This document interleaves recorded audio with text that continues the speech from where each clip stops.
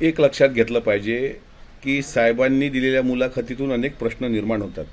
जसं की 2004ला राष्ट्रवादी काँग्रेस पक्षाच्या सर्वात जास्त जागा महाराष्ट्रात निवडून आल्या, यात काही दुमत असण्याचं कारण नाही.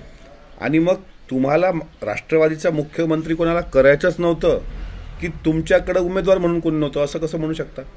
माझं म्हणणं असं आहे की 2004च्या वेळी ज्यावेळेस राष्ट्रवादी सत्तेत आलं त्यावेळेस आर आबा असतील, भुजबळ साहेब असतील, विजयसिंग मोहिते पाटील असतील, पद्मसिंग पाटील असतील, स्वतः अजितदादा असतील, असे अनेक लोक कॅपेबल होते.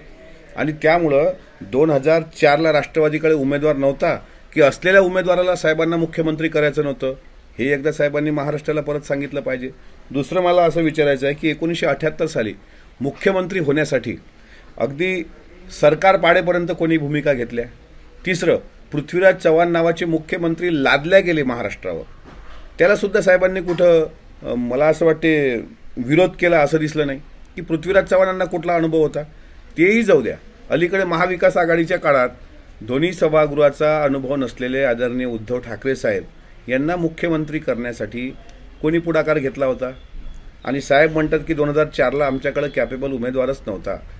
तर मग तुमच्या मनात काय होतं की आदरणीय सुप्रियाताई जोपर्यंत राजकारणात नसतील तोपर्यंत कोणी मुख्यमंत्री होऊ शकणार नाही, कारण सुप्रियाताईची राजकीय कारकीर्द 2006 नंतर सुरू होते.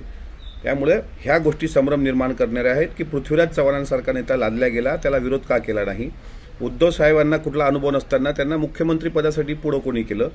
तिसरा माझा सर्वात महत्त्वाचा प्रश्न आहे की 2004ला सर्वात जास्त जागा निवडून आल्यानंतर सुद्धा इतकी मोठी फळी आपल्याकडे असताना राष्ट्रवादीने संधी का हुकवली? माझ्यासारख्या राष्ट्रवादीच्या सामान्य कार्यकर्त्याला पडलेला प्रश्न आहे. तोच प्रश्न अजितदादांनी विचारला. त्यामुळे साहेबांनी जाणीवपूर्वक हा संभ्रम निर्माण करणारा युक्तिवाद केला आहे. आणि मला असं वाटते राष्ट्रवादी काँग्रेस पक्षाचं नुकसान का झालं याचं चिंतन महाराष्ट्राने करावं. एबीपी माझा, उघडा डोळे बघा नीट.